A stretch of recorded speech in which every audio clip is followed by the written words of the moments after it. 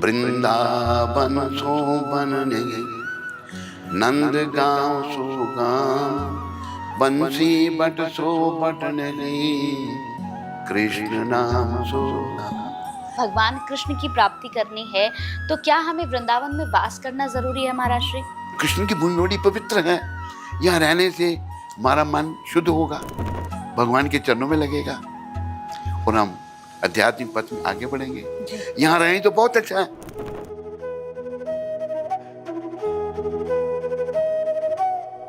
महाराज Shri, ISKCON की दीक्षा प्रक्रिया अगर कोई लेना चाहे तो इसे लेने के लिए किन नियमों का पालन जो है वो 4 नियम बेसिक हैं। 4 नियम। मांस, मच्छी, अंडा, प्याज, लहसुन नहीं।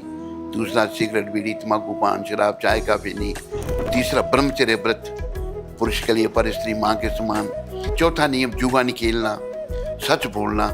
महाराज श्री, बहुत सारे हमने ऐसे लोगों को देखा है जो दीक्षा तो प्राप्त कर लेते हैं लेकिन उसके बाद नियमों का पालन नहीं करते। अगर भक्ति नहीं की, नियमों का पालन नहीं किया तो वो भगवत प्राप्ति नहीं कर सकते। राधे राधे, जय श्री कृष्णा।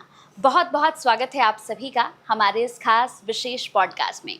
मैं आप सभी के साथ हूं कंचन। आज का पॉडकास्ट मेरे लिए सिर्फ एक पॉडकास्ट नहीं है, बल्कि मेरे बहुत सौभाग्य हैं कि आज मैं यहाँ पर आई हूँ और जिनका मैं पॉडकास्ट करने जा रही हूँ उनका पॉडकास्ट मेरे लिए करना बहुत बड़े सौभाग्य की बात है। अहो सौभाग्य मेरे कि उनके दर्शन हुए और आज उनके साथ पॉडकास्ट करने का मुझे मौका मिला। जी हाँ, मैं आपकी मुलाकात कराऊंगी एक ऐसे हमारे ख़ास मेहमान से, एक ऐसे संत, एक ऐसे महान महाराष्ट्री से जिनके बारे में अगर मैं कहना शुरू करूं तो शायद ये पॉडकास्ट क्या, मुझे ये दिन भी कम पड़ जाएंगे। साक्षात जब उनसे मेरी मुलाकात हुई तो मुझे लगा कि वाकई कोई ऐसी दिव्य शक्ति है जिनके साथ मैं बैठकर अब पॉडकास्ट करने वाली हूँ। तो चलिए फिर इस पॉडकास्ट को शुरू कर रही हूँ। आज बहुत सारे महत्वपूर्ण प्रश्नों के उत्तर आज हम उनसे लेंगे। बहुत सारी ऐसी बातें होंगी जो आध्यात्म से जुड़ी होंगी, जो ज्ञान से जुड़ी होंगी और जिस तरह से आजकल हम देख रहे हैं कि हमारे धर्म को लेकर, आध्यात्म को लेकर कई तरह के वार हो रहे हैं, आज हम उस पर भी बात करेंगे। तो चलिए फिर स्वागत कर लेती हूँ। मेरे साथ इस वक्त मौजूद हैं परम पूज्य नवयोगेंद्र स्वामी जी महाराज। बहुत बहुत स्वागत है महाराज श्री आपका। महाराज श्री, मैंने जैसे कहा कि हाँ सौभाग्य मेरे कि आपके दर्शन करने का मुझे ये मौका मिला है, ये दिन मिला है। सबसे पहले मैं आपसे यही पूछना चाहूँगी महाराज श्री कि जैसा मैंने सुना कि आपको परम पूज्य AC भक्ति वेदांत स्वामी प्रभु जी से स्वयं दीक्षा यहाँ पर मिली, कुछ उसके बारे में हमें बताइए। हरे कृष्णा। ऐसा है कि कोई पूर्व जन्म के संस्कार समझो जी। बचपन से ही हमारी धार्मिक रुचि थी, साधु बनने की इच्छा थी। पहली बार तो हम 9 साल की अवस्था में घर छोड़ा था, जंगल में जाने के लिए, जंगल में चले गए जी। वहाँ के संत मिले, उन्होंने वापस कर दिया, कहते बहुत छोटा है तू अभी। फिर हम 17 साल की अवस्था में यहाँ आए वृंदावन। फिर घर वाले आए, बोले गए हमको, लेकिन घर में मन नहीं लगता था। जब हम 17 साल की अवस्था में आए, जिनके साथ हम आए साधु थे, पर क्या कहूँ मैं उनके बारे में, अच्छा नहीं था। मेरा मन जो है दुखी हुआ उनका सब चाल चलन देखकर। तो घर वालों से अकस्मात भेंट हो गई, वो ले गए। फिर हम वो शादी करना चाहते, फिर हम भागे, फिर हमने कहा हम नहीं जाएंगे। उस समय 20, 21, 22 साल की उम्र हो गई। तो हम गुरु की खोज में थे। एक व्यक्ति हमें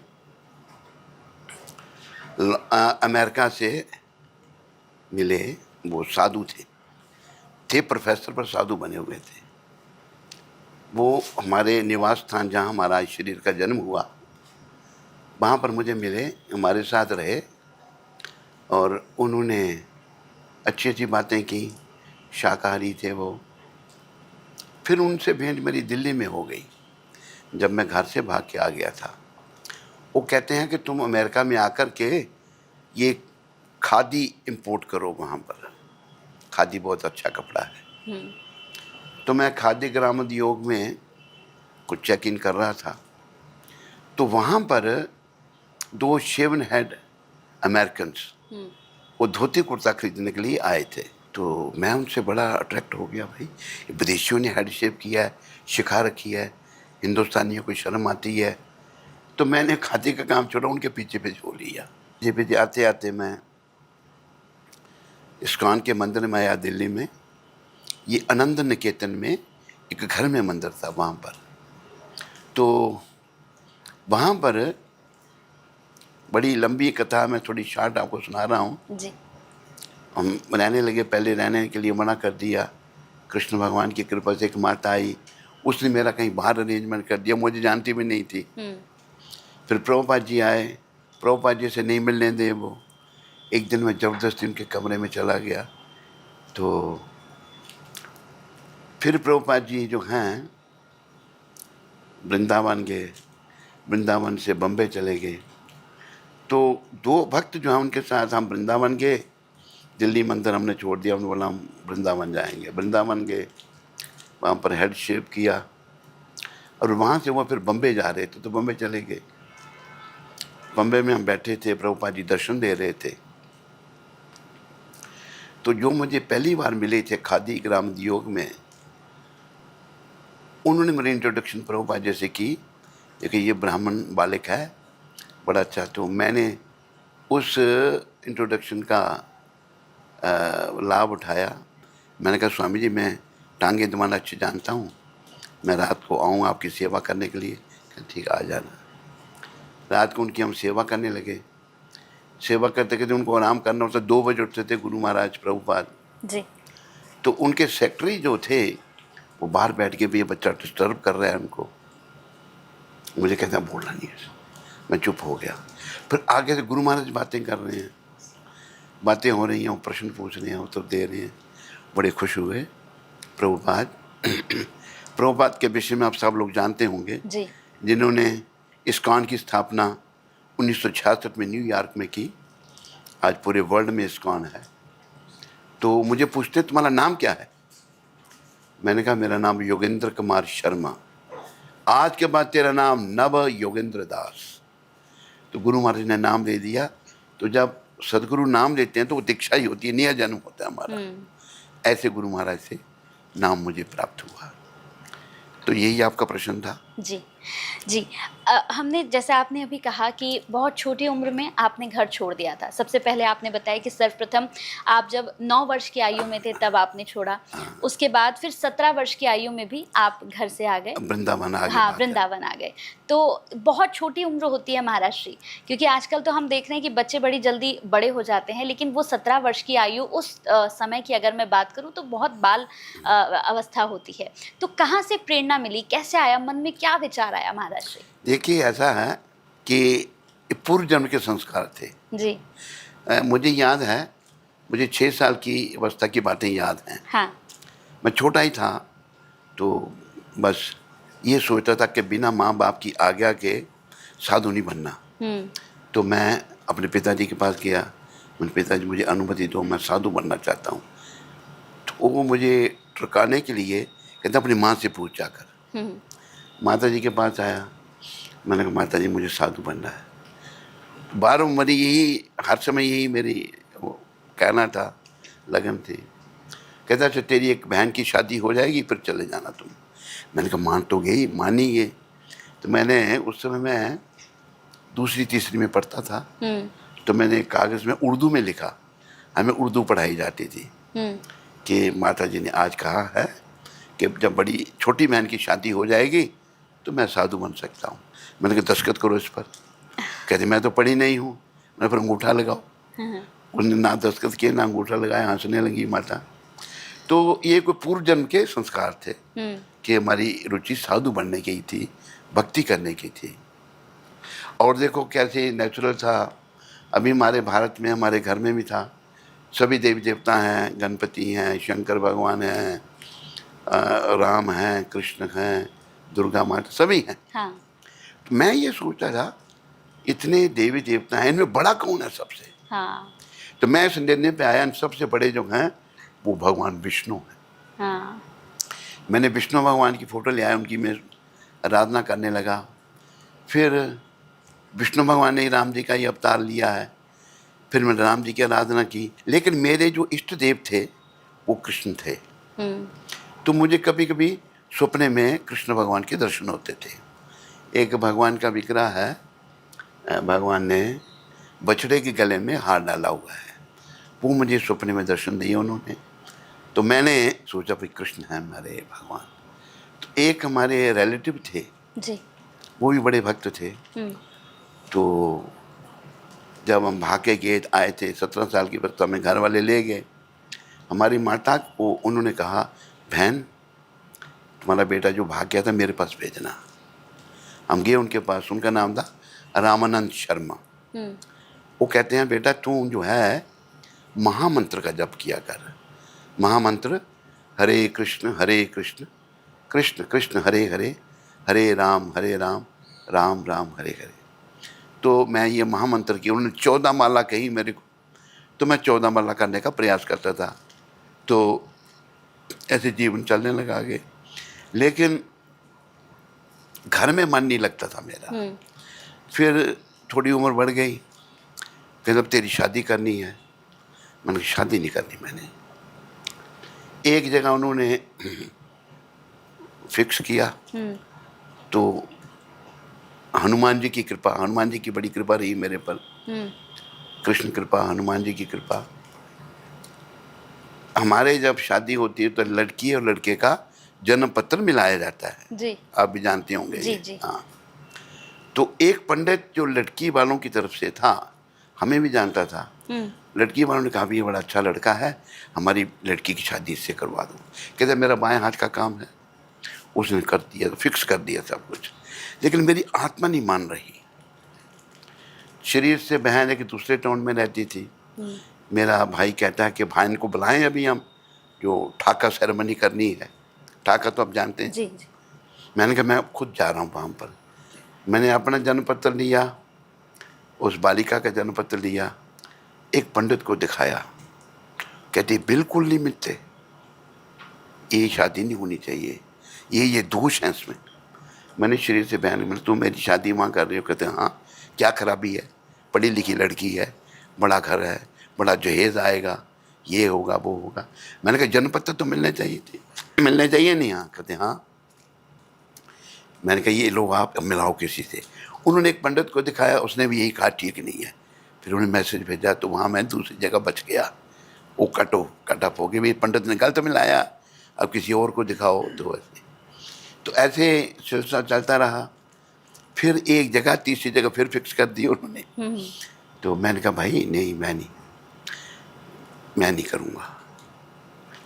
एक हमारा भाई कहता है भाई तुम्हें, मैंने कहा अगर मेरा जीवन दुखी हो जाए तो आप खुशी होंगे उसमें? कहते तुम्हें सारा जीवन दुखी रहना पड़े कि कोई चिंता नहीं, वो हमारी इज्जत के लिए शादी कर लो। मैंने कहा कि आपकी इज्जत आपको मुबारक, मैं शादी नहीं करूँगा। तो मैं फिर उसी पॉइंट पर 2-3 दिन घर में रहा, सारे एक तरफ मैं अकेला। फिर मैं भाग गया घर से। अच्छा। भाग के कटरा वैष्णो देवी आया। हमारे एक मित्र थे, वो मित्र जो थे वो राम जी के भक्त थे। पूरी रामायण वो अकेले पढ़ देते थे। अच्छा। इतनी उनका रामायण का अभ्यास था जी। तो मैंने कहा, उनका नाम था शुक्ला, इंद्र प्रसाद शुक्ला। मैंने शुक्ला जी चलो साधु बन के भक्ति करते हैं। कहते शर्मा जी मैं नहीं जा सकता, मेरे पर बड़ी जिम्मेदारी हैं, मैं सोचूं क्या करूं, कहाँ जाऊं। फिर मैं दिल्ली आ गया, दिल्ली में रहा। दिल्ली में हमारा एक भाई भी रहता था, फूफा का लड़का। हाँ। उनके पास रहा। तो दिल्ली में जो है वो जो विदेशी था प्रोफेसर साधु, वो मुझे मिल गया। तो उसके कहने पर मैं खादी ग्राम योग में गया और वहाँ पर पूछने लगा भाई कैसे खादी इंपोर्ट करनी हो, अमेरिका कर सकते हैं। तो वहीं पर मुझे 2 भक्त मिले, शेवन हेड। तो मैंने खादी काम छोड़ा, तो उनके पीछे पीछे चल पड़ा। मंदिर में आ गया, मंदिर में भी नहीं रहने दिया उन्होंने, थोड़ा मैंने पहले कहा। तो फिर एक माता ने, वो भी पहली बार मिली, उसने अरेंज कर दिया मेरा ठहरना। 10 दिन मैं रोज़ सुबह उठ के मंगल आरती जाता था। तो 10 दिन के बाद मंदिर का जो अध्यक्ष है वो कहता है 9 अभी तुम मंदिर में रह सकते हो। ऐसे में इस कान में आया। फिर वहाँ से हम वृंदावन आए, वृंदावन से बम्बई में आए, गुरु महाराज से भेंट हुई, जैसे मैंने पहले बताया तो उन्होंने नाम मेरे को दिया। अच्छा, क्या बिना गुरु के महाराज श्री दीक्षा ली जा सकती है? भगवान कृष्ण की कृपा या भक्ति जो है वो कर सकते हैं या नहीं की जा सकती? ऐसा है, आपको कैसे पुकारूं मैं? माता जी पुकारूं? जैसा आपका मन है। माता जी ऐसा है हाँ जी। कि कृष्ण जो है ना, जी। कहा है वसुदेव सुतम देव कंस चानूर मर्दनम जी। देवकी परमानंदम कृष्णम वंदे जगत गुरु। कृष्ण जो है वो जगत के गुरु हैं, जी। लेकिन कृष्ण भगवान जब यहाँ प्रकट हुए उन्होंने भी गुरु धारण किए। जी। क्यों किए? जो वो जगत गुरु हैं, क्योंकि हमें शिक्षा देने के लिए कि गुरु का होना बड़ा आवश्यक है। गुरु बिना गत नहीं, गुरु के बिना गति नहीं है। कोई छोटा मोटा काम भी हमने सीखना हो तो गुरु करना पड़ता है, पढ़ना हो तो स्कूल में भी गुरु के पास जाते हैं हम। अगर भक्ति करनी है जो जीवन का उद्देश्य है, मैं अपने देखने वालों से ये भी कहूँगा कि जीवन का एक ही उद्देश्य है, भगवत प्राप्ति करना। बाकी उद्देश्य सब हमारे मलिन मन की भटकना है। ना ही हम ये शरीर हैं, ना ही हम संसार से हैं। इस शरीर को भी छोड़ना पड़ेगा, संसार से हमको निकाल दिया जाएगा। तुम्हारा काम है भक्ति करना। तो भक्ति जो भगवान ने गुरु धारण किए, हम भक्ति करना चाहते हैं। हम भगवान तो हैं नहीं, हम तो पतित जीव हैं, जन्म मरने के चक्कर में पड़े हुए हैं। तो हमें गुरु जरूर धारण करने चाहिए।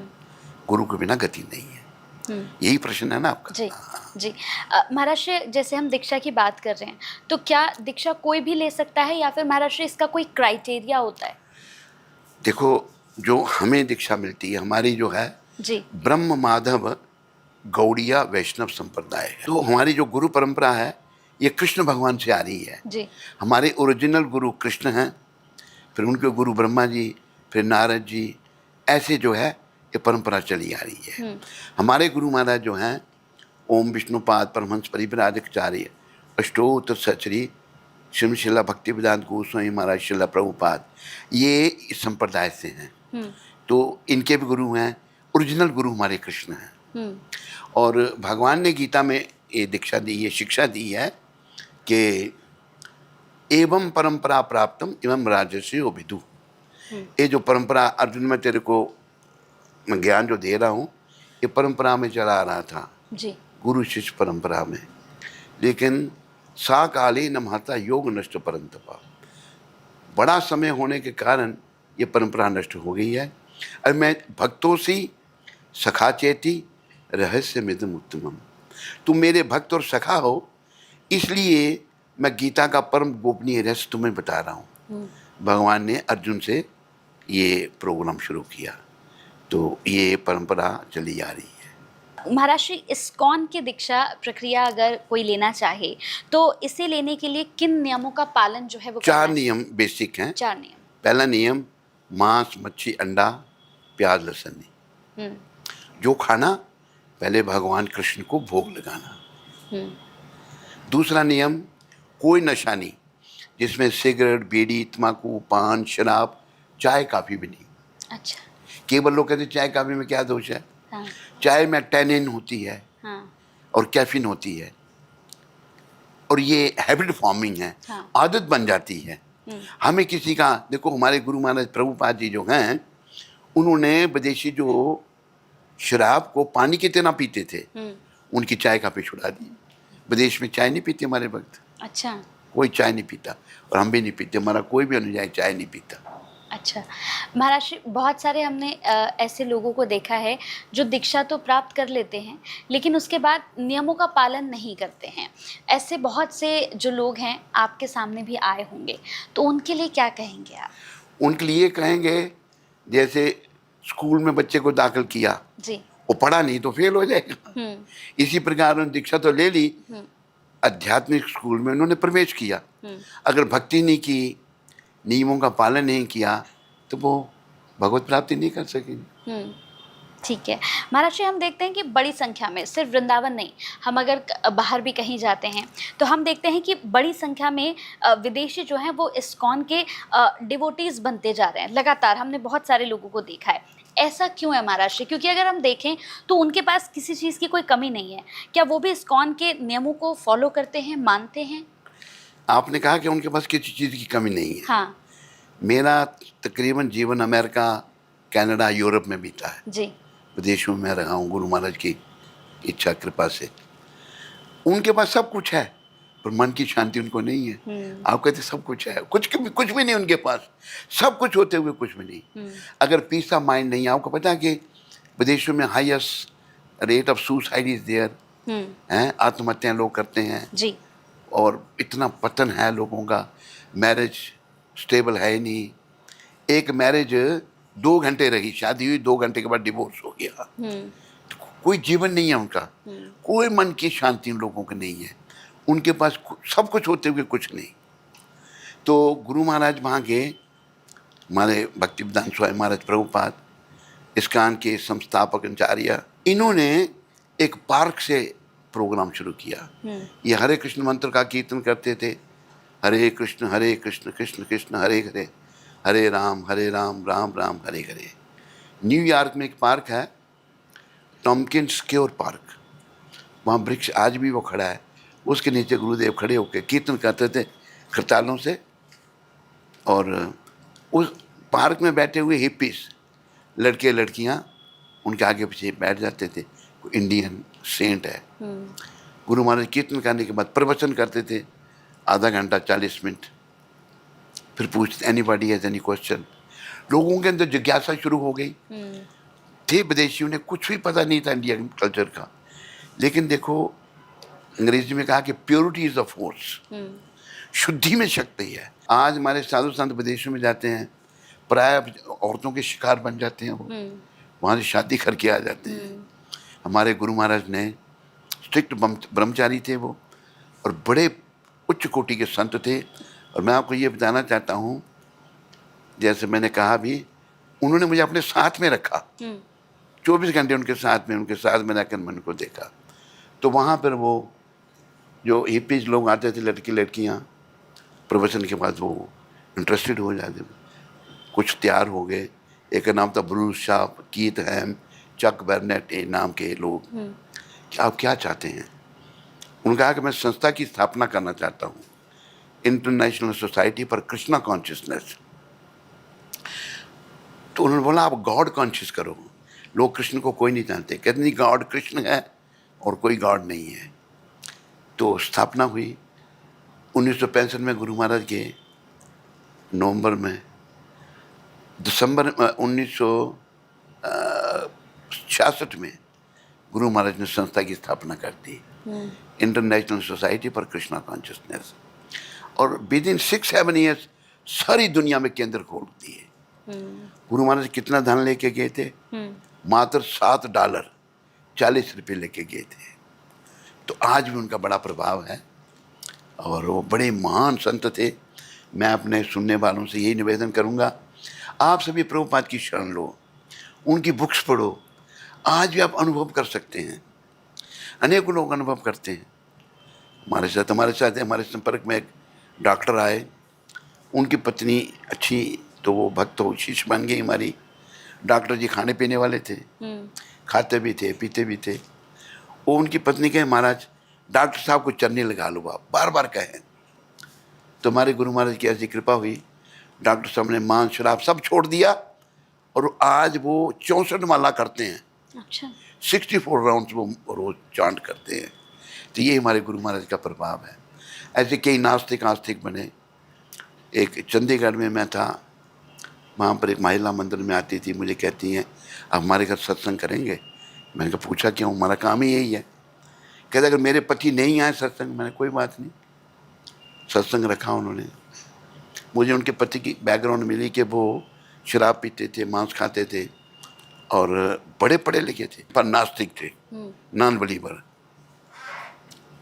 उन्होंने घर में सत्संग रखा और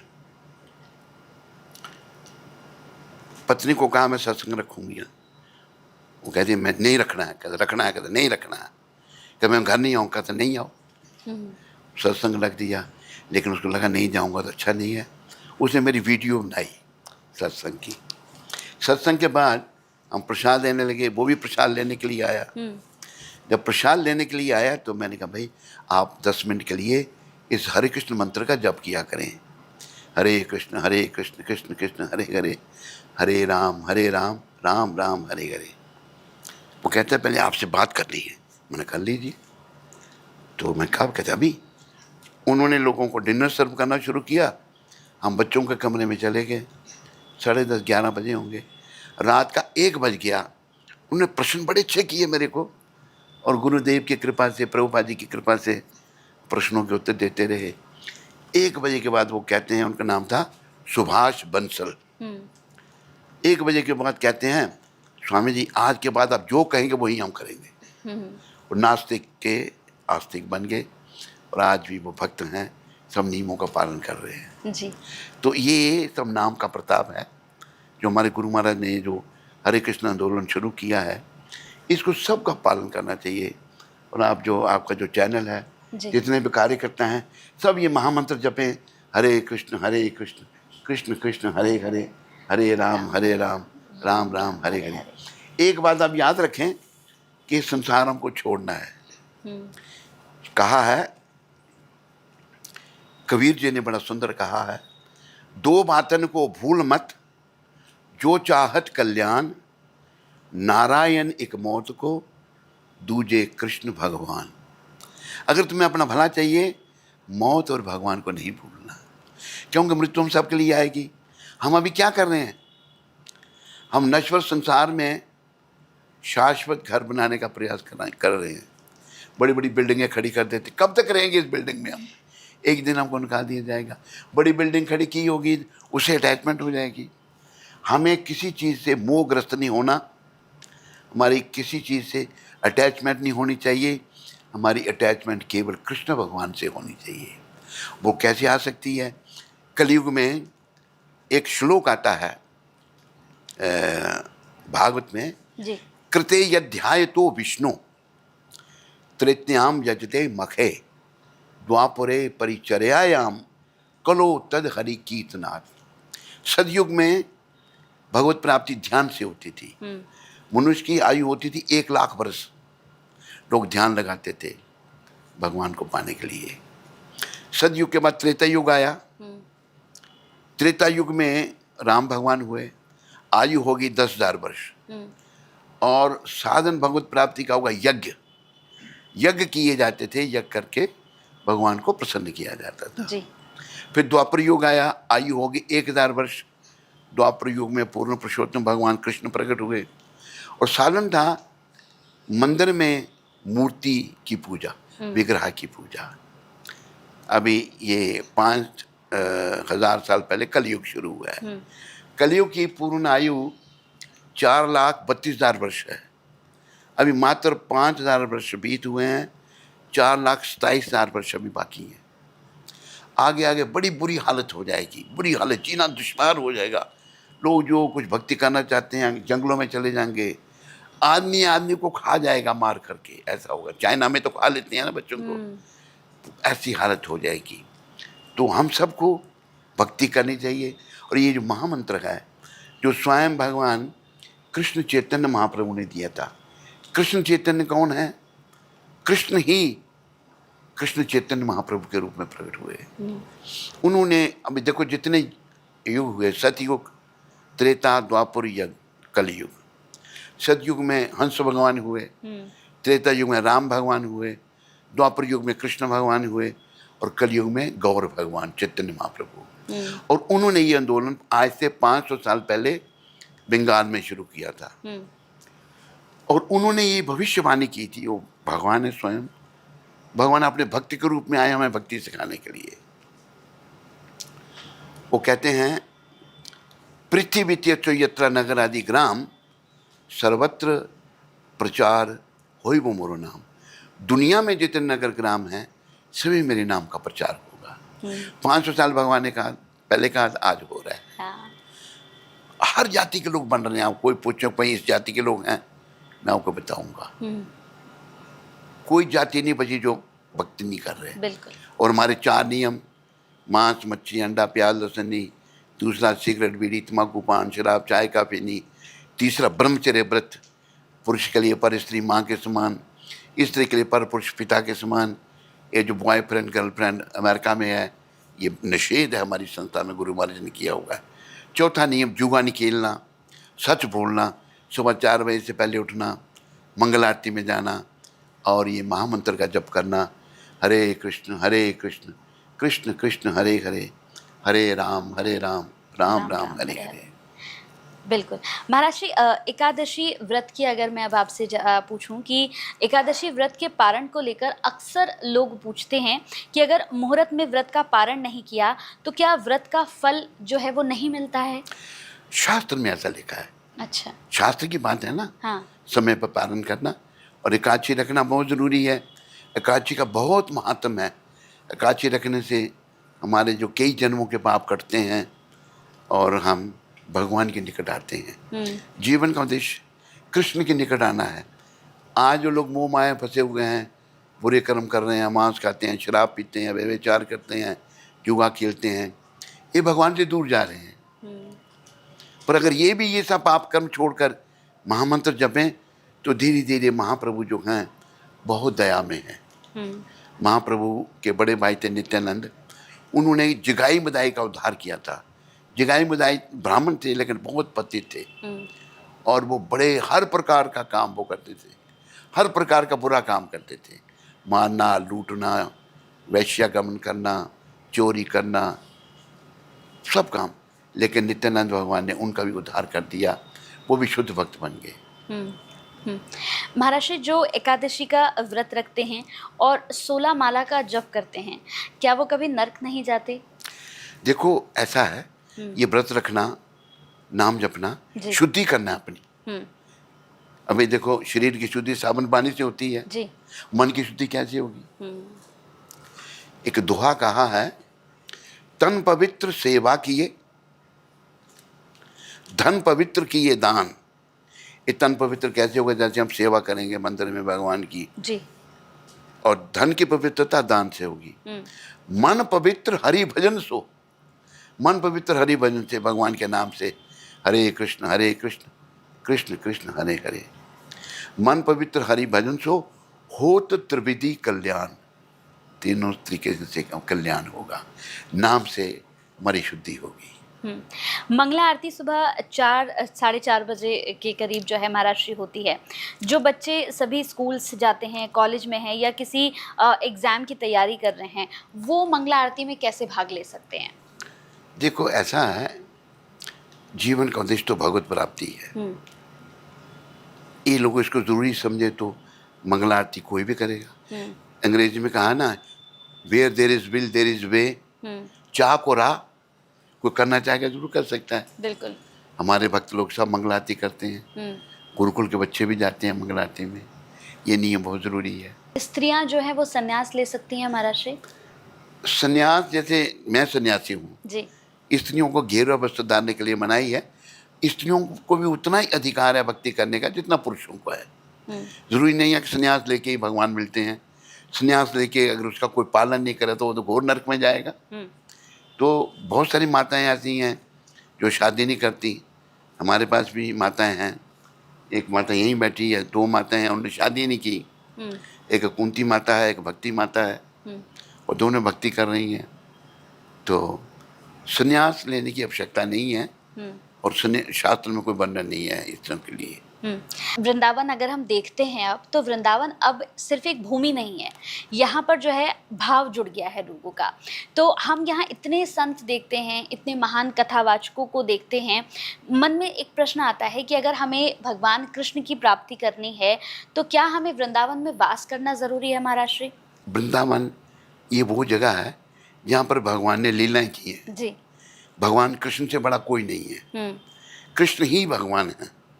ये भागवत में वर्णन आता है, एते चमसा कला पुंसम कृष्णस्तु भगवान स्वयं। जी। इंद्रारी व्याकुलम लोकम मृडयंती युगे युगे। युग पर्यंत युग इंद्र के शत्रुओं को मारने के लिए भगवान अवतार लेते हैं और वो कृष्ण हैं। कृष्ण, तो ये जो कृष्ण की भूमि बड़ी पवित्र है, यहाँ रहने से हमारा मन शुद्ध होगा, भगवान के चरणों में लगेगा और हम आध्यात्मिक पथ में आगे बढ़ेंगे। यहाँ रहें तो बहुत अच्छा है।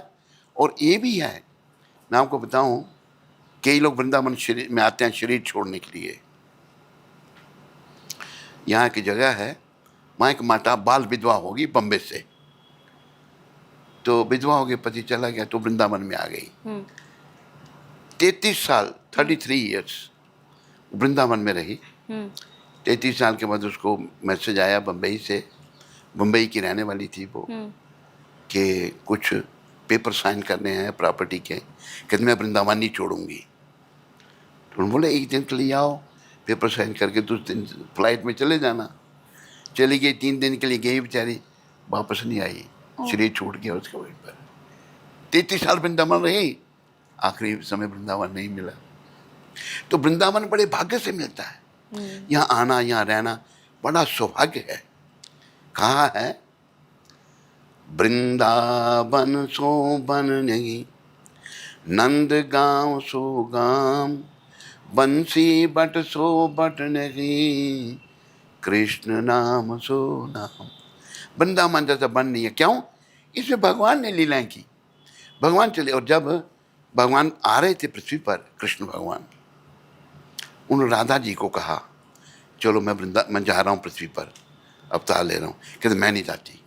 कहते क्यों? मैं वृंदावन नहीं छोड़ूंगी। एक ये वृंदावन है, एक गौलोक वृंदावन है। अच्छा। हाँ, जहाँ कृष्ण भगवान रहते हैं। हाँ। जितने वैकुंठ लोक हैं, वैकुंठ लोक 4 ऐसे करो आप, 3/4 वैकुंठ लोक हैं, 1/4 भौतिक लोक हैं। और भौतिक लोक इतने हैं कि एक आप बोरा मस्टर्ड सीड का, सरसों का बोरा भरो, हाँ। उसमें गिन सकते हैं कितनी सरसों हैं? नहीं नहीं गिने। इतने भौतिक लोक हैं। और आध्यात्मिक लोग तो 3/4 हैं, 1/4 भौतिक लोग हैं। तो जब राधा जी ने मना किया, भगवान ने कहा मैं वृंदावन में ले आता हूँ। भगवान जी गौलोक वृंदावन को यहाँ ले आए हैं। ये गौलोक वृंदावन का ही अंश है। अच्छा। हाँ। महाराज श्री कहते हैं कि वृंदावन में जो लोग वास करते हैं, अगर उनसे कोई गलती हो जाती है, कोई भूल हो जाती है, तो क्या श्री कृष्ण उन्हें जल्दी माफ़ कर देते हैं? ये डिपेंड करता है पर्सन टू पर्सन। अच्छा। कैसा आदमी का है। कोई जानबूझ कर करे गलती तो भी ठीक नहीं है। अनजाने में हो गई तो भगवान क्षमा करते हैं। क्षमा बड़न को चाहिए, छोटन को उत्पात, क्या विष्णु को घटी गयो जो भृगुमारी लात। बड़े क्षमा करते हैं। भगवान तो बहुत दया में है, कृष्ण बहुत दया में है। ये हमें ध्यान में रखना चाहिए। महाराज जी, पाप किसे कहते हैं और पुण्य क्या होता है? पहले मैं भगवान की दया की एक बात बताता हूँ, फिर पाप पुण्य बताता हूँ। पूतना जो थी, राक्षसी थी जी। वो भगवान को मारने के लिए आई। मारने के लिए आई तो राक्षस भी भेष बदल लेते हैं। ऐसी बनी कि जैसे वैकुंठ से लक्ष्मी नीचे आ गई हैं। अपने स्तन पर उसने जहर लगा लिया और वो यशोदा जी के पास आई, तेरे लाला को मैं खिलाऊं। लाला बच्चे को कहते हैं ना। कृष्ण भगवान को ले लिया गोद में, एक तरफ लेकर के अपना स्तनपान कराने लगी। जहर लगाया था उसने, स्तनपान करेगा मर जाएगा, लेकिन भगवान थोड़ा मरते हैं। भगवान ने स्तन भी पिया, उसके प्राण भी पिए। जब भगवान ने तो नहीं कहा मैं कहता हूँ, जब उसके प्राण जाने के तो छोड़ दे मेरे को। भगवान कहते हैं मैं कह रहा हूँ भगवान की तरफ से, मैं एक बार जिसको पकड़ता हूँ उसको छोड़ता नहीं। हुआ क्या? वो मर गई। बहुत बड़ा शरीर उसका बन गया, जो ओरिजिनल शरीर था। बहुत बड़ी राक्षसी थी। तो भगवान ने क्या किया, उसकी आत्मा को गौलोक धाम में, वैकुंठ में भेज दिया। जो माता देवकी को गति मिली, जब यशोदा जी को गति मिली, वही भगवान ने पूतना को दी। क्यों? उसका स्तनपान किया था। है भगवान की दया नहीं? बिल्कुल है। कृष्ण बहुत दया में है। सबको ये सोचना चाहिए, जितने लोग भी देख रहे हैं, भगवान दया में है, इसमें कोई संदिग्ध। अगर कोई क्रूर है, अगर कोई दयालु नहीं है, वो हम हैं। हमारा मलिन मन है। मन हमारा बहुत मलिन हो चुका है विषयों को भोगने के कारण। पुरुष स्त्री का चिंतन कर रहा है, स्त्री पुरुष का चिंतन कर रही है। यही मन की मलिनता है। तो हमें इस मलिनता को निकालना है, नाम जप करके अपनी शुद्धि करनी है, ताकि अंते नारायण स्मृति हो। अंतकाल में हम भगवान का नाम लेते हुए इस शरीर का त्याग करें। बिल्कुल। मेरा अगला प्रश्न था महाराज जी कि पाप क्या है और पुण्य किसे कहते हैं? देखो, मांसाहार करना पाप है, अच्छा। क्योंकि देखो हम जीना चाहते हैं, हाँ। पशु पक्षी भी जीना चाहते हैं। मांसाहार मनुष्य नहीं कर सकता। कुछ मांसाहारी जीव भगवान ने बनाए हैं, जैसे शेर है या टाइगर है। अगर शेर को मांस खाना हो तलवार से थोड़ा काटता है उसको, खुद ही हाथों से मार लेता है। हमें अगर मांस खाना है तो उसको काटते हैं। मांस खाना बड़ा पाप है। एक मुसलमान शायर ने कहा है, मांस खाना अपने पेट में कब्रिस्तान बनाना है। मुर्दे को हम कब्र में डालते हैं, मांस खा के हम अंदर कब्र बना रहे हैं। मांसाहार बड़ा पाप है, मांस नहीं खाना, पहला पाप। दूसरा पाप नशा, सिगरेट, बीड़ी, तम्बाकू, पान, शराब। नशा कोई नहीं करना। शराब जो है, ऐसा बताया है शास्त्रों में, पराशर स्मृति में ऐसा वर्णन आता है, मांस खाना पाप है, पर ये जो शराब पीना महापाप है। अच्छा। जब शराब बनती है तो असंख्य जीव मारे जाते हैं। बहुत सारे जीवों की फर्मेंटेशन जब होती है, जीव मरते हैं। शराब पीना महापाप है। और एक पाप क्या है? दूसरी स्त्री पर नजर रखना। दूसरी स्त्री पर नजर रखना, उससे संबंध बनाना, ये भी बहुत बड़ा पाप है। ये तीसरा पाप। चौथा पाप जुआ खेलना। जुए में आदमी झूठ बोलता है और ठगता है, और जब पैसा आ गया तब भी दुरुपयोग होगा, चला गया तब भी वो दुखी होगा। जुआ खेलना महापाप। ये 4 बड़े पाप बताए हैं, और छोटे मोटे साथ पाप इनके साथ बहुत लगे हुए हैं। पुण्य क्या है? पुण्य ये है, इन 4 पापों से बचना, सुबह 4 बजे से पहले उठना, भगवान का नाम लेना, भक्ति करना, 4 नियमों का पालन करना, और नाम जपना भगवान का। बिल्कुल। क्या ये सही है महाराज जी कि भगवान की जो भक्ति करते हैं, जो भगवान को मानते हैं, भगवान उनको कष्ट ज़्यादा देते हैं? जैसे अगर मैं यहाँ पर स्वामी प्रभुपाद जी की बात करूँ तो उन्हें कई बार हार्ट अटैक आया, उनका स्वास्थ्य भी बिगड़ा, जिसके बाद वो गोलोक चले गए। तो क्या कहेंगे इस पर? देखिए, ऐसा है, भगवान जनता को ये बताना चाहते हैं, मेरे भक्त इतने पक्के हैं, किसी हालत में मुझे नहीं छोड़ेंगे। अच्छा। मैं समझा ही नहीं आपकी? जी जी। क्योंकि भगवान को बनने में, पाने के लिए पक्का भक्त बनना पड़ेगा ना। ये नहीं कि थोड़ा सा कष्ट लगा तो छोड़ दिया।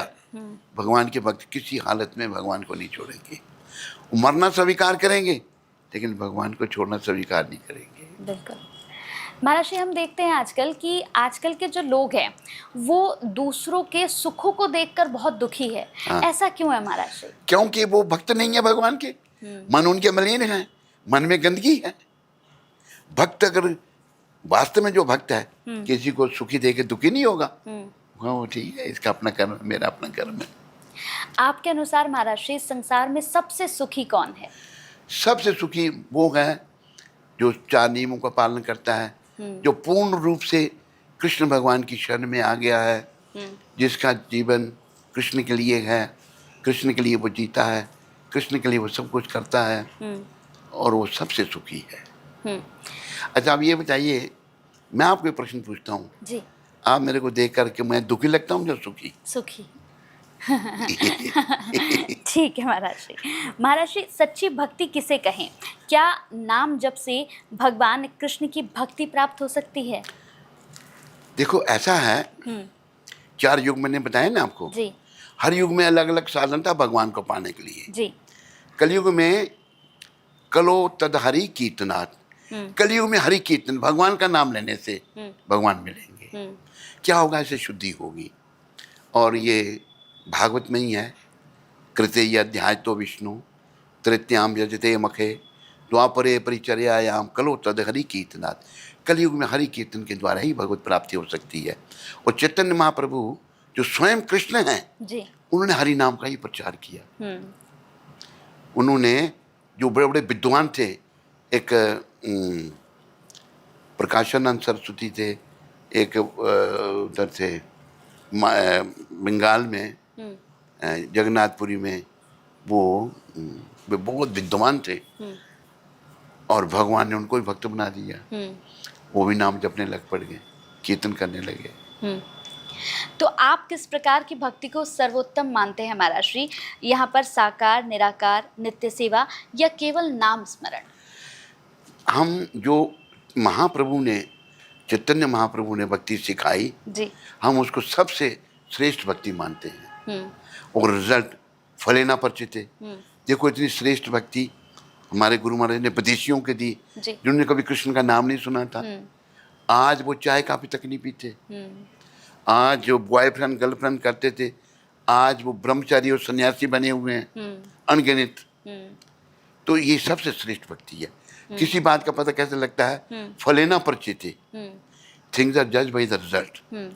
तो देखो इसका प्रभाव देखो, ये सबसे श्रेष्ठ भक्ति है। और मैं अपने देखने सुनने वालों से यही प्रार्थना करूंगा, ये भक्ति करो, अनुभव करोगे। कोई ब्लाइंड फॉलोइंग नहीं है। बिल्कुल बिल्कुल। जैसे मैंने डॉक्टर का उदाहरण दिया, हाँ। वो डॉक्टर जो है नहीं मानता, नास्तिक था, लेकिन आज वो बिल्कुल भक्ति करके वृंदावन में रह रहे हैं वो। अच्छा। भगवान अगर देखें तो श्री कृष्ण का स्वरूप जो है क्या है महाराज श्री आपके लिए? क्योंकि अगर मैं बहुत छोटे छोटे में पूछूं तो क्या माँ यशोदा के लाल, या गीता का उपदेश देने वाला एक योगी, या गोपियों संग एक प्रेम मूर्ति? देखो भगवान किसी भी रूप में है ना, वो भगवान है।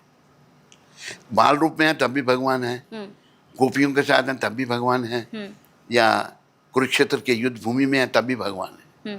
ये नहीं कि हम सभी को भगवान के सारे रूपों को मानते हैं। हम तो कृष्ण को मानते हैं। और किसी भी रूप में, वो अनेकों रूप में, अद्वैतम अच्युतम अनादि अनंत रूपम, अनेकों रूप भगवान धारण कर सकते हैं।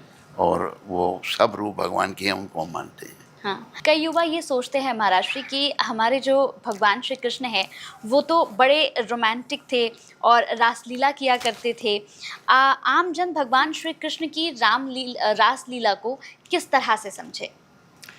देखो ना, भगवान रोमांटिक थे, हम भगवान नहीं है ना। हाँ।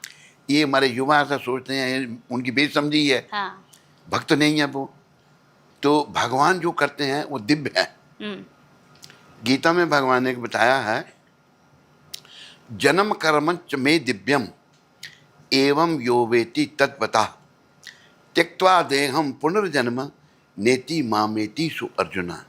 अर्जुन, मेरा जो जन्म कर्म है वो दिव्य है, और जो मेरे जन्म कर्म को समझ आता है उसको ये शरीर छोड़ने के बाद पुनः ये शरीर धारण करने की आवश्यकता नहीं पड़ती, वो मेरे धाम में आता है। त्यक्त्वा देहम पुनर्जन्म नेति, पुनर्जन्म उसका नहीं होगा। और हमारे जीवन का सुनने वालों के प्रति मैं निवेदन करता हूँ, यही उद्देश्य है कि हमारा पुनर्जन्म ना हो। वो कृष्ण कृपा से ही रुक सकता है, कृष्ण भक्ति करने से। अगर हम अंते नारायण स्मृति, अंत काल में भगवान का नाम लेते हुए, कृष्ण का नाम लेते हुए अगर हम देह का त्याग करते हैं, फिर हमें निश्चित रूप से भगवान मिलेंगे। भगवान ने गीता में खुद कहा है, अंत काले च माम एवा स्मरण मुक्त्वा कलेवरम या प्रयाति स मद्भावम याति न सत यत्र संशया। अंत काल में जो मेरा नाम लेते हुए शरीर का त्याग करता है, निश्चित रूप से मेरी प्राप्ति करता है, इसमें कोई संशय नहीं है। बिल्कुल। पर देखो, अंत काल का ध्यान, जीवन काल में नाम लिया होगा तो अंत काल में ले पाएंगे। बिल्कुल बिल्कुल। नहीं लिया होगा तो नहीं ले पाएंगे। इसलिए सभी से यही निवेदन है, आपने बेटर लेट देन नेवर, नहीं पहले नहीं समझे, अब जब समझ आ रही है अभी से शुरू कर दो और जीवन को सफल करो। जीवन की सफलता इसी में है, भगवत सिमरन में, भगवत प्राप्ति में। बाकी जो कुछ भी हम कर रहे हैं ये सब यहीं का है, यहीं रहेगा। ना कुछ साथ लाए थे, ना कुछ ले चलेंगे, जो पाया यहाँ पे यहीं दे चलेंगे। ना बहन भाई कोई साथ देता है, अकेले से आए अकेले चलेंगे। कोई साथ देता है किसी का? नहीं, बिल्कुल नहीं। बोलिए, नहीं, कोई नहीं। और छोड़ो, स्त्री पुत्र पति धन दौलत मकान कार बंगले दूर की चीज रही, ये शरीर भी धोखा दे देगा हमको, इसको भी छोड़ना पड़ेगा। और कौन साथ देगा? बिल्कुल। साथ कृष्ण देंगे। इसलिए सब कृष्ण की शरण में आओ, और एक खास करके ये महामंत्र जपो, हरे कृष्ण कृष्ण कृष्ण हरे हरे, हरे राम राम राम हरे हरे। और मैं आपको गारंटी देता हूँ, आप अनुभव करेंगे। अगर कोई बात नहीं पूछना चाहे पूछिए, बड़े अच्छे अच्छे हमारे पास उदाहरण हैं। डॉक्टर का उदाहरण है, जो डॉक्टर जो खाने पीने वाला बिल्कुल भक्त बन गया, 64 माला करता है। हम उस डॉक्टर को भी आपके सामने पेश कर सकते हैं अगर आप चाहें। जी। और कई लोग हैं ऐसे जो, एक शराबी कबाबी थे, वो भी भक्त बन के वो भी 64 माला करते हैं। बहुत सारे लोगों के जीवन में परिवर्तन आया है।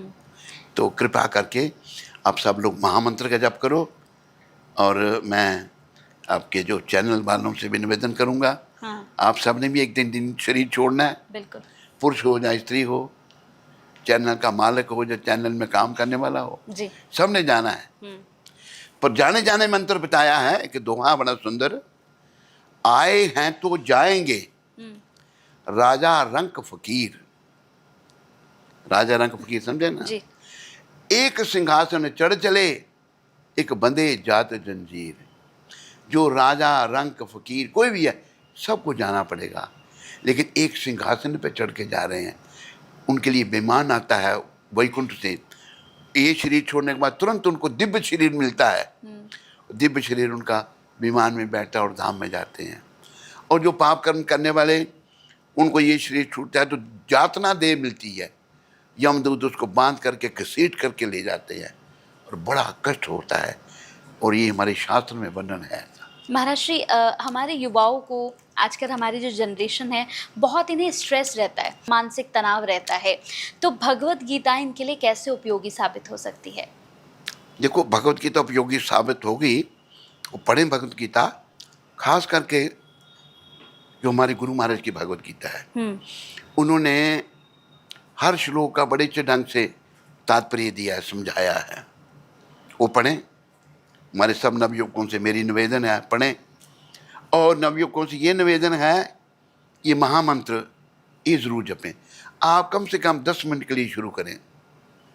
और जो चैनल वाले हैं, इनसे कहूँगा 10 मिनट के लिए आप शुरू करो, शब्दों का ध्यान करो। हरे कृष्ण कृष्ण कृष्ण हरे हरे, हरे राम राम राम हरे हरे। वो डॉक्टर, इसकी मैं बात बता रहा हूँ, अगर वो बदल सकता है तो कोई भी बदल सकता है। बिल्कुल बिल्कुल। कोई उम्मीद नहीं थी, उसकी पत्नी को भी उम्मीद नहीं थी, किसी को उम्मीद नहीं थी, लेकिन हमें नाम में विश्वास था, लेकिन नाम की कृपा से वो बदल गया। आप किस प्रकार की भक्ति को सर्वोत्तम मानते हैं, ये तो यहाँ पर हमने आपसे पूछा, लेकिन मैं चाहती हूँ कि आप ये बताएं कि जैसे हमने देखा है कई बार महाराज श्री, कई लोग हैं जो भटक रहे हैं, मतलब सही मार्ग उन्हें नहीं मिल पा रहा है, सही तरह से भक्ति नहीं कर पा रहे हैं, तो सही तरह से भक्ति कैसे करें, श्री कृष्ण की प्राप्ति कैसे हो? नाम जप से। नाम जप से। नाम जप, बस नाम जपें। और जो भगवान चैतन्य महाप्रभु थे, उन्होंने कितनी सुविधा दी हम कलयुग के लोगों के लिए। क्या कहा उन्होंने? उठी थे बैसी थे, खाई थे शुई थे, उठते बैठते खाते सोते, यथा तथा नाम ले, जैसे तैसे भी नाम जपे, देश काल नीम नाही। यही नहीं कि अभी जपना भी नहीं जपना है, सर्व सिद्धि होए, सारी सिद्धियां प्राप्त होंगी नाम जपने से। ये भगवान कह रहे हैं। कृष्ण चैतन्य महाप्रभु स्वयं कृष्ण हैं। श्री कृष्ण चैतन्य राधा कृष्ण ना ही अन्य। श्री कृष्ण चैतन्य जो है राधा कृष्ण से अलग नहीं है, कृष्ण राधा भाव में है। ब्रजेंद्र नंदन जय सची सुता होइले से। ब्रजेंद्र नंदन जो कृष्ण थे, वो सची नंदन बन के आए हैं। बलराम होइलो निताई, बलराम जो है वो नित्यानंद बन के आए हैं। इन्होंने क्या किया? दीनहीन जातो चील, हरि नाम उधारी लो। कोई कितना भी पतित है, कितना नीच है, कैसा है, सबको हरि नाम दिया, सबसे हरि नाम करवाया इन्होंने। और आप मानेंगे नहीं, जो लोग इस सनातन को नहीं मानते ना, वो भी नाम जपने लगे, आज भी जप रहे हैं। ये विदेशी काम, इनका तो दूसरा ही धर्म था। और जातियों के भी कई लोग नाम जपते हैं अभी, और सब नियमों का पालन करते हैं। बहुत से लोग हैं जो कहते हैं मन भटकता रहता है महाराज श्री, एक जगह नहीं रहता है, पूजा पाठ के लिए समय नहीं निकाल पा रहे हैं, समय का बड़ा अभाव है, लेकिन भक्त बनना चाहते हैं, वो क्या करें? प्रयास ही है उनके लिए, और क्या कर सकते हैं। वो देखो, जिन कामों में ज़्यादा व्यस्त हैं उनको थोड़ा घटाएं। हाँ। और असली काम में अपने मन आपको लगाएं, नाम सिमरन में अपने आप को लगाएं। क्योंकि काम तो नाम ही हमारे आएगा ना जी, बाकी सब कुछ यहीं रह जाएगा। बिल्कुल, अंत में काम नाम आएगा। नाम आएगा। इसलिए नाम जप लो, कर लो भजन श्री कृष्ण का, ये काम आएगा। छूटेंगे धन व जन मगर ये साथ जाएगा। बिल्कुल। भिक्षु कहे संसार की मत आस कीजिए, सच्चा कृष्ण का नाम है विश्वास कीजिए। विश्वास कीजिए। सभी विश्वास कीजिए। बिल्कुल। महाराज श्री कहते हैं कि फिल्में समाज का आईना है। 18 से 19 साल के युवा फिल्मों की कहानियों को देखकर महाराज श्री आजकल बहुत ज़्यादा प्रभावित हो रहे हैं और प्रभावित होकर हॉस्पिटल जा रहे हैं। कई युवा ऐसे हैं जिन्हें उनके धर्म के विरुद्ध बरगलाना, उन्हें बहकाना बहुत आसान हो रहा है। आप इन सबको कैसे देखते हैं? देखो, ये देश का दुर्भाग्य है कि फिल्म इंडस्ट्री जो है, अगर इसका सदुपयोग करती, अच्छी फिल्में लोगों को दिखाती, तो हमारे युवा पीढ़ी भी बच सकती थी। गंद खाना फिल्मों में दिखाया जाता है, हैं? फिल्मों में क्या देखेंगे हम? सब बेकार की बातें। कितने घंटे फिल्म में बैठते हैं हम? कितने घंटे की होती है? 3 घंटे की।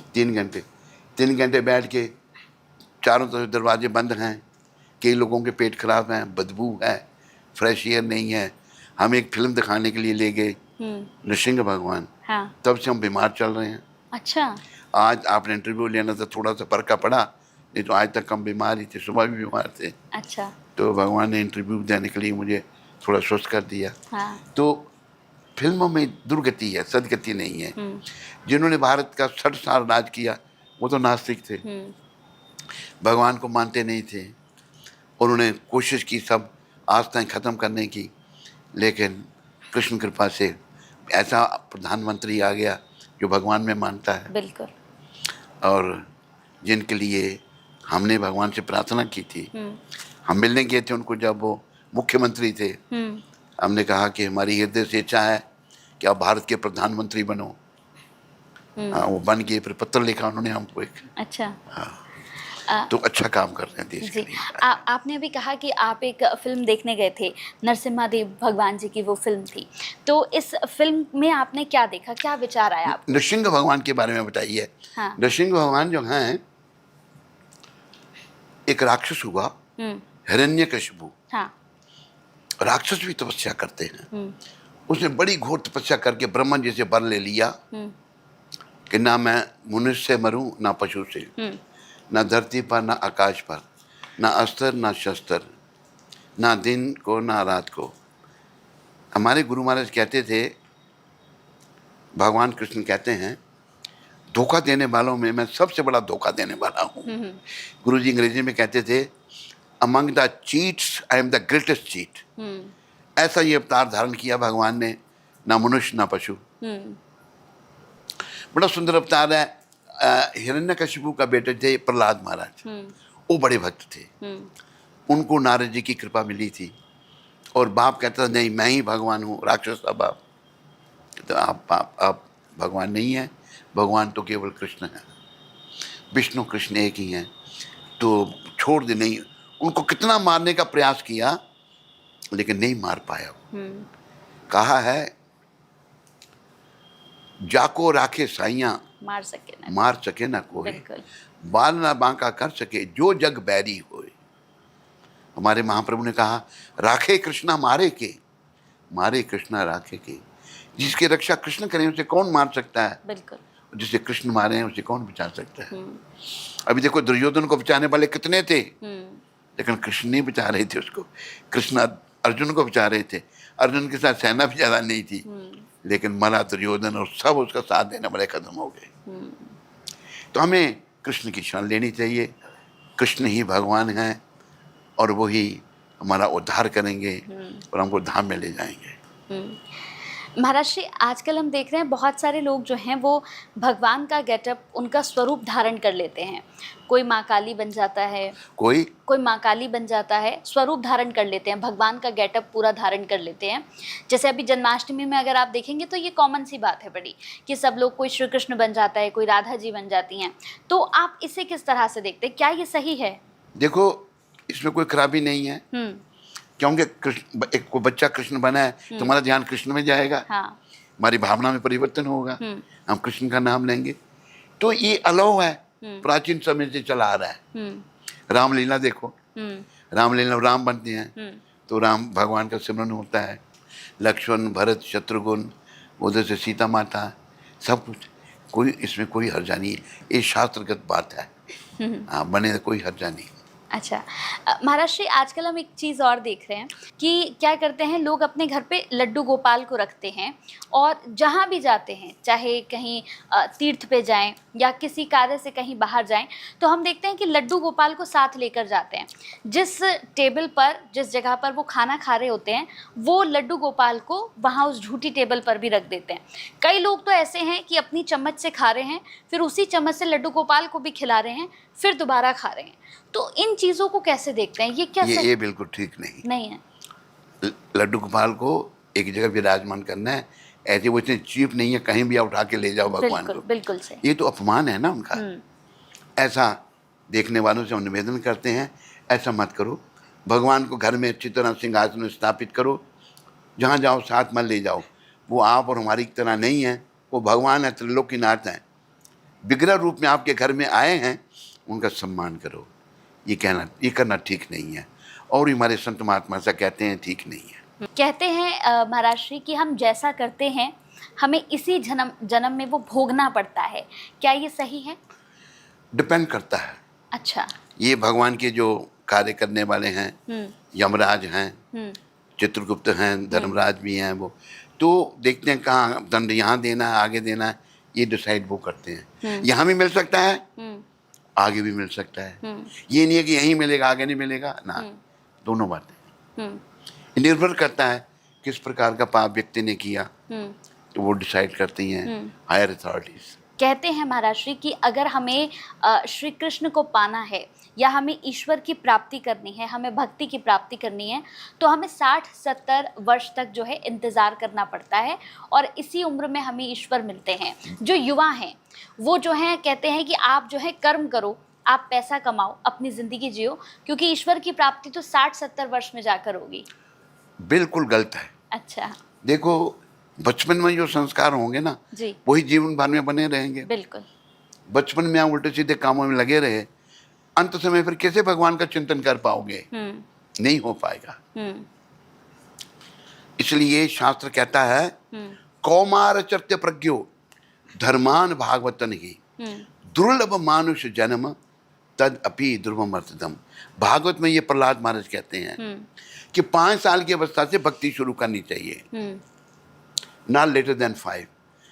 तो प्रहलाद महाराज के जो सहपाठी असुरों के बच्चे थे, वो कहते हैं प्रहलाद ये छोटी अवस्था है हमारी पढ़ने की, खेलने कूदने की। नहीं, ये शरीर बड़ा दुर्लभ है, ये बार बार नहीं मिलेगा। अगर मिलेगा तो 5 साल की अवस्था से भक्ति करके तब भक्ति कहीं अंत में परिपक्व होगी और हमें भगवान मिल सकते हैं। महाराज श्री, सोशल मीडिया का ज़माना है, हम देखते हैं कि आजकल सब कुछ जो है महाराज श्री वो सोशल मीडिया पर उपलब्ध है, और इस सोशल मीडिया के समय में स्वयंभू गुरु बहुत ज़्यादा उभर रहे हैं, जो खुद ही गुरु बन जाते हैं। ऐसे में एक आम भक्त जो है वो एक अच्छे और एक सच्चे गुरु की पहचान कैसे कर सकता है? देखो, सच्चे गुरु की पहचान करने के लिए उसको पहले सच्चा भक्त बनना पड़ेगा। जी। अगर वो बेचारा जैसा है तो ठगा जाएगा। बिल्कुल। ये पसंद पर निर्भर करता है ना। बिल्कुल बिल्कुल। अगर वो अच्छा भक्त नहीं है, अच्छा भक्त नहीं बनना चाहता, तो उसको ऐसे ही गुरु मिल जाएंगे। बिल्कुल बिल्कुल। गुरुजी, सोशल मीडिया पर अगर हम देखें तो इस्कॉन को बहुत प्रमोट किया जाता है, बहुत ज़्यादा इस्कॉन का प्रमोशन जो है वो होता है, इसे आप कैसे देखते हैं? नो, तो इसमें खराबी क्या, अच्छी बात है। अच्छा। सोशल मीडिया में लोगों तक संदेश पहुंच रहा है भगवान का, बहुत अच्छी बात है ये।